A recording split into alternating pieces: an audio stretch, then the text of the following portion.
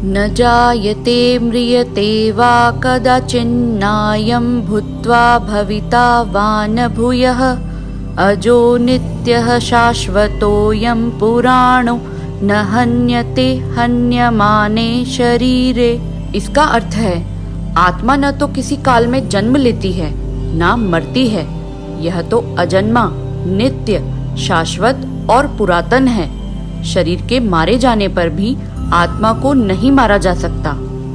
नमस्कार दोस्तों, मैं हूँ तितली और आपका स्वागत है मेरे चैनल ज्ञानी तितली में। दोस्तों, हमारे हिंदू धर्म में पुनर्जन्म के सिद्धांत और कर्मों के महत्व को प्राथमिकता दी है, जिसके अनुसार हमारे वर्तमान में जो कुछ भी हो रहा है वो पूर्व जन्म के कर्मों का फल है और आज जो कर्म हम कर रहे हैं वो हमारे अगले जन्म के जीवन को निर्धारित करेंगे। पौराणिक महाग्रंथ महाभारत में भी ऐसे कुछ किरदार थे जिनके साथ जो कुछ भी घटित हुआ वे उन्हें पिछले जन्म के कर्मों के कारण झेलना पड़ा।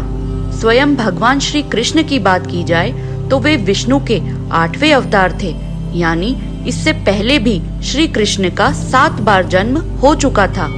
लेकिन मूल रूप से यह माना जाता है कि श्री कृष्ण पूर्व जन्म में नारायण थे। इसी तरह महाभारत के अन्य पात्रों का भी पहले जन्म हो चुका था। पद्म पुराण के अनुसार कर्ण और अर्जुन की दुश्मनी भी महाभारत तक सीमित नहीं थी, बल्कि कई जन्मों से चली आ रही थी। आज हम आपको इन्हीं 2 पात्रों के पूर्व जन्म के संबंध में बताएंगे, इसलिए इस वीडियो को अंत तक अवश्य देखें और मेरे चैनल को सब्सक्राइब करना ना भूलें। पौराणिक ग्रंथों के अनुसार पूर्व जन्म में अर्जुन नर थे, जो कि नारायण यानी श्री कृष्ण के जुड़वा भाई थे। नर और नारायण का जन्म दंभोद्भव नामक असुर का वध करने के लिए हुआ था। यहाँ हम आपको बता दें, ये दंभोद्भव और कोई नहीं, महाभारत के कर्ण ही थे, जो पूर्व जन्म में असुर थे। दंभोद्भव ने भगवान सूर्य की तपस्या करके उनसे 1000 कवच का वरदान मांगा। इसी वरदान में एक और वरदान भी जुड़ा था कि उनके हर एक कवच को तोड़ने के लिए उस व्यक्ति को 1000 साल की तपस्या करनी पड़ेगी और उस कवच के टूटते ही वो व्यक्ति भी तुरंत मर जाएगा। वरदान मिलते ही वह असुर खुद को अमर समझने लगा और अत्याचारी हो गया। तब इस असुर का वध करने के लिए नर और नारायण ने 1000 वर्ष तक बद्री धाम में भगवान शिव की तपस्या कर महामृत्युंजय सिद्धि प्राप्त की और बारी बारी दंभोद्भव से लड़े।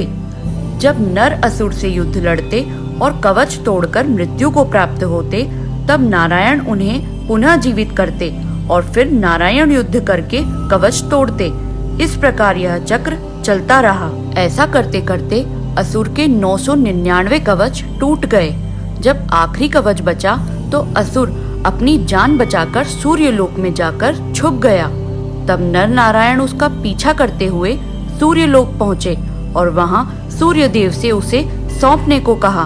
तब सूर्यदेव ने अपने भक्त दंभोद्भव को सौंपने से मना कर दिया। तब नारायण ने क्रोधित होकर कमंडल से जल निकाला और सूर्यदेव को श्राप दिया कि आप भी इस पाप में भागीदार हुए और आपको भी अब इस असुर के साथ पृथ्वी लोक पर जन्म लेना होगा और पाप को भोगना होगा। इसलिए द्वापर युग में जब कुंती ने सूर्य का आह्वान किया, सूर्य के अंश से ही कर्ण का जन्म हुआ। कर्ण दंभोद्भव का पुनर्जन्म था, किंतु श्राप के कारण उसमें सूर्य का भी अंश था, जो अपने आखिरी बचे कवच के साथ पैदा हुआ था, जिसकी मृत्यु महाभारत के युद्ध के समय अर्जुन यानी नर के हाथों हुई, जिसमें उनकी सहायता नारायण यानी श्री कृष्ण ने की। इस प्रकार दंभोद्भव के त्रेता युग में किए गए कर्म द्वापर युग में जाकर फलित हुए। इस पूर्व जन्म की कथा के बारे में बहुत कम ही लोग जानते होंगे। तो दोस्तों, ये थी कर्ण और अर्जुन की युगों युगों से चली आ रही दुश्मनी की कहानी।